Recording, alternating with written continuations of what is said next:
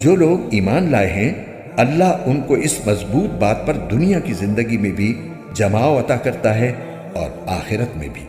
اور ظالم لوگوں کو اللہ بھٹکا دیتا ہے، اور اللہ اپنی حکمت کے مطابق جو چاہتا ہے کرتا ہے۔ کیا تم نے ان لوگوں کو نہیں دیکھا جنہوں نے اللہ کی نعمت کو کفر سے بدل ڈالا اور اپنی قوم کو تباہی کے گھر میں لا اتارا، جس کا نام جہنم ہے؟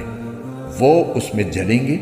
اور وہ بہت برا ٹھکانہ ہے۔ اور انہوں نے اللہ کے ساتھ اس کی خدائی میں کچھ شریک بنا لیے تاکہ لوگوں کو اس کے راستے سے گمراہ کریں۔ ان سے کہو کہ تھوڑے سے مزے اڑا لو، کیونکہ آخر کار تمہیں جانا دوزخ ہی کی طرف ہے۔ میرے جو بندے ایمان لائے ہیں ان سے کہہ دو